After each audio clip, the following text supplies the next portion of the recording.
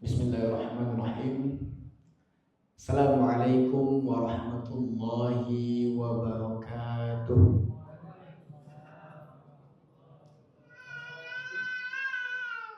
Innal hamdalillah nahmaduhu wa nasta'inuhu wa nastaghfiruh wa na'udzu billahi min shururi anfusina wa min sayyiati a'malina.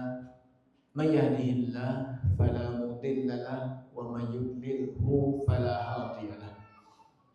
Asyhadu an la ilaha illallah wahdahu la syarika lah wa asyhadu anna Muhammadan 'abduhu wa rasuluh sallallahu alaihi wasallam la nabiyya ba'da. Amma ba'du.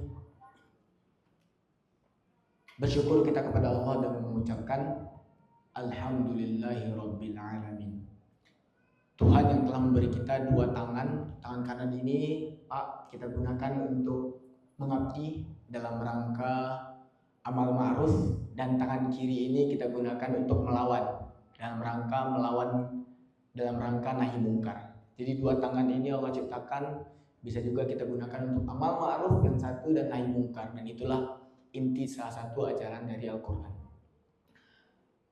Kemudian bersolawat kita kepada Nabi dengan mengucapkan Allahumma sholli ala Muhammad wa ala ali Muhammad.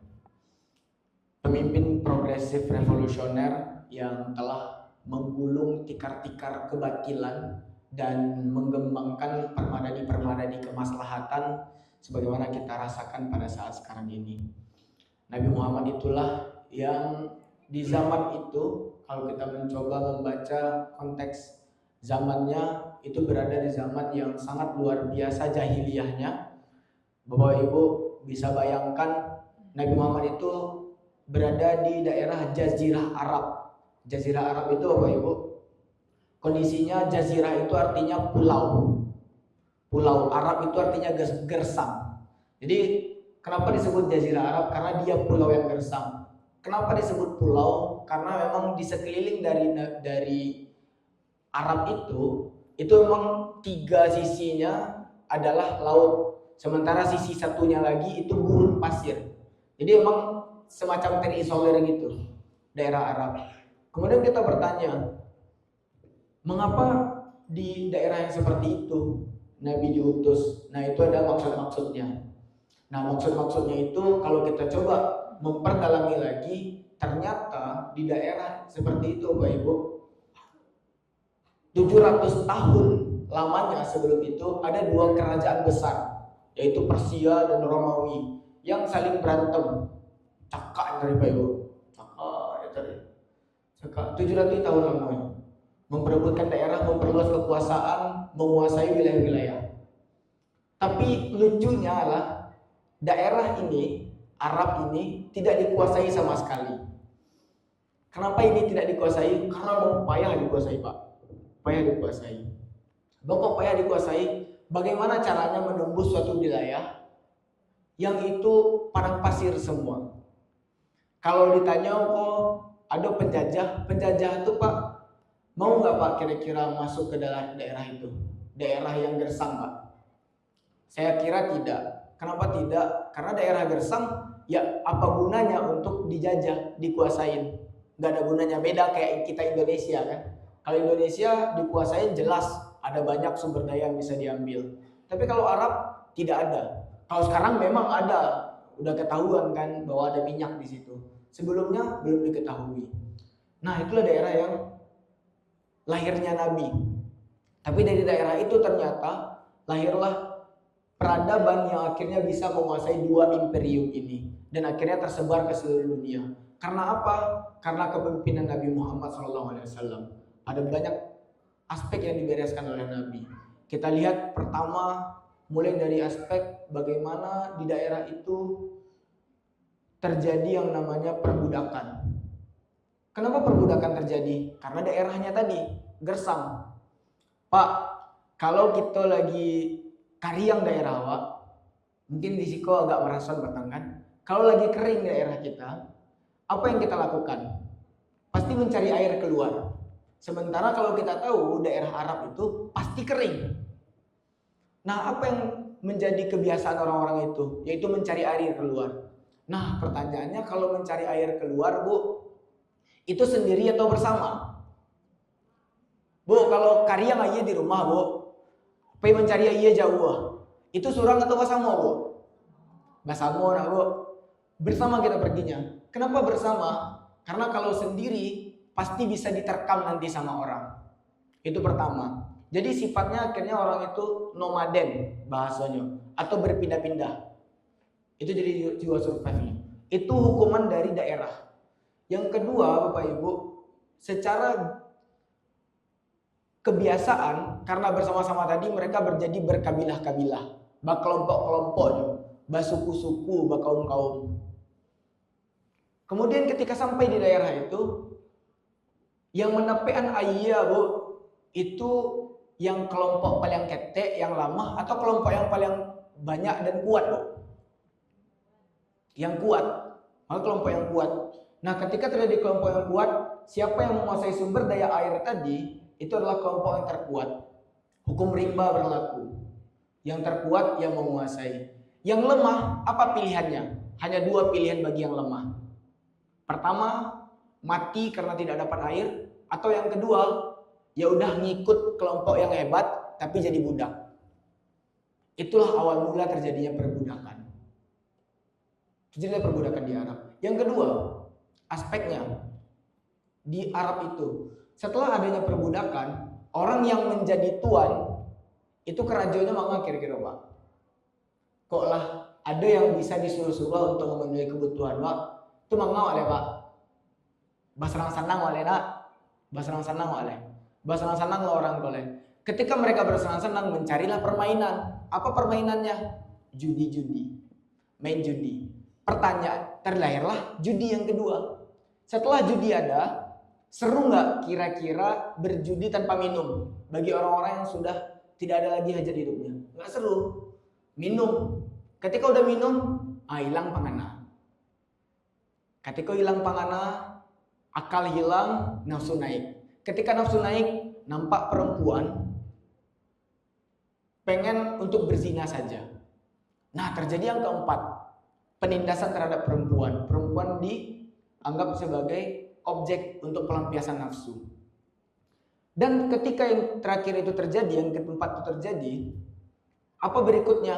Ketika ada seseorang yang menikah dan lahir anaknya, kemudian lahir anak perempuan, apa yang terbayang di otaknya? Kok gadang anak ambo bisa? Pasti ini akan diperkosa lebih kok. Pasti akan dizinai lebih kok. Oleh karena itu, daripada gadangnya sio-sio, ancak dibunuh dari ketek. Terjadilah pembunuhan terhadap anak kecil. Limo itulah jahiliyahnya orang Arab. Yang Nabi hanya dalam waktu 23 tahun Nabi memimpin, dapat kepemimpinan itu 23 tahun yang bisa merubah peradaban. Di saat itu kemudian peradaban itu melebar ke mahkamah sampai kawat kini. Abad aja om bocil. Siapa pemimpin yang bisa sehebat itunya? Hanya dalam waktu 23 tahun bisa membuat satu ajaran, merubah ajaran yang sangat buruk kemudian merubahnya menjadi yang baik. Dari yang baik ini kemudian tersebar terus-menerus kemana-mana. Ayo nak dodo. Kalau di sejarah Indonesia ada pemimpin yang lebih lama memimpin daripada Nabi Muhammad. Bapak Soeharto. Berapa lama, Pak? Yang apa yang itu? Berapa lama Pak Soeharto, Pak? 35 tahun ya, Pak ya. 35 tahun. Apakah Soeharto berhasil membuat Indonesia ekspansi mengalah ajaran Indonesia kok dipakai di Cina, dipakai di Amerika, dipakai di negara lain? Enggak bisa. Tapi Nabi sampai saat ini kita terus memakai. Kenapa? Di antara kunci ajaran Nabi itu bukan saja tentang pembangunan fisik, tapi bagaimana membangun suprastruktur. Kalau fisik tuh kan Soeharto disebut sebagai bapak pembangunan, bapak infrastruktur lah kira-kira gitu kan. Tak bangun beliau banyak hal. Kalau Nabi enggak suprastruktur tuh. Enggak infrastruktur dibangun Nabi, tapi suprastruktur. Penganalkan di beresan pertemuan kali dan Nabi. Apa tuh? Cara berpikir, cara berkepercayaan. Kepercayaan itu yang dirubah dan Nabi akhirnya berubah dari kepercayaan-kepercayaan yang salah menjadi kepercayaan-kepercayaan yang benar. Dari orang menganggap berhala itu bisa memberi pengaruh, dirubahlah menjadi tidak berhala yang mempengaruhi, tapi Allah Subhanahu wa taala. Pertanyaannya sekarang di zaman kita ini, apakah kita masih seringkali menyembah berhala? Mungkin kalau berhala dalam konteks zaman dulu kayak emang patung-patung, memang enggak. Apa? Tapi kalau berhala di zaman kini bisa jadi bentuknya berbeda-beda. Berhala itu kan Tuhan-Tuhan kecil tuh. Tapi kalau dalam sekarang sesuatu yang kita tuhankan kadang apa? Kadang pilihan politik ya kan? Ada yang menganggap Prabowo paling benar, ada yang menganggap Anies yang paling benar. Baca kaknya, dituhankan orang-orang lain. Atau kadang ada yang menuhankan kepercayaan keagamaannya, yang ada yang merasa puasa tadi paling betul, ada yang merasa puasa batang paling betul. Itu karena kita menuhankan cara berpikir kita. Padahal ya sudah, itu memang sebuah perbedaan yang perlu kita terima saja. Ada kadang kita membedakan dari banyak hal. Nah, kita menuhankan, padahal itu perlu kita hapuskan. Terlalu fanatik kepada satu hal itu perlu kita hapuskan, dan itu yang dihapuskan oleh Nabi. Sehingga yang terjadi saat Nabi memimpin hanya dalam 23 tahun berubahlah kondisi peradaban ini. Maka wajar kalau Nabi akhirnya bilang, pelitlah umatku kalau ketika disebut namaku, kata Nabi, tidak bersolawat dia kepadaku. Maka ketika disebut nama Nabi Muhammad Sallallahu Alaihi Wasallam, maka dianjurkan untuk kita bersolawat kepada beliau. Mengapa? Karena semua kebaikan yang kita terima saat ini itu ialah berkat ajaran beliau. Bagus tak itu? Nah, coba tanya dong bocil ini. Kebaikan yang kita terima itu dia siapa yang mengajarkan? Paling dua orang. Kalau nggak guru kita, kalau nggak orang tua kita. Terus kita bertanya, orang tua kita siapa yang mengajarkan? Orang tuanya lagi. Orang tua kita siapa lagi yang mengajarkan? Terus begitu ke atas. Dan muaranya pasti bertemunya adalah Nabi Muhammad SAW. Karena tiada ajaran yang mengajarkan tentang sholat, tentang puasa, tentang rukun-rukun Islam yang lain itu selain Nabi Muhammad SAW. Maka pelit kalau kita tidak mau berterima kasih. Kenapa? Kalau bukan Nabi yang membawa ajaran tentang penghapusan perbudakan, mungkin di antara awak di siko masih ada yang jadi budak. Bu, masih ada yang jadi budak, Bu? Enggak, Bu. Di antara kita mungkin anak-anak kita masih kita bunuh karena kita tahu bahwa kondisi sosial ketika anak kita keluar, dia akan dianiaya. Ada, Bu, yang dia nak jadi tuan, Bu. Pak le rela, Pak, anak Pak padusi keluar rumah itu tidak aman keluarnya, Pak. Tentu kita tidak rela. Maka ajaran-ajaran seperti itu adalah Nabi yang pertama kali mengubahnya. Maka bersolawat kita kepada Nabi dengan mengucapkan Allahumma sholli ala Muhammad wa ala ali Muhammad. Itu mukadimah Pak. Ya, Bu. Agak panjang mukadimahnya, Stek. Selanjutnya marilah kita mengucapkan yang terhormat Ketua Pengurus Masjid beserta jajaran yang telah memfasilitasi majelis ilmu ini. Semoga setiap ilmu dan amal yang mengalir berdasarkan majelis ini selalu mengalir juga ilmunya kepada para penyelenggara.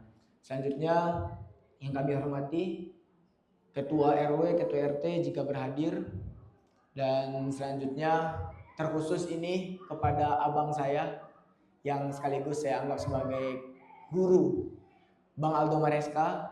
Ini suatu tugas sebetulnya untuk menyampaikan tausiah di sini.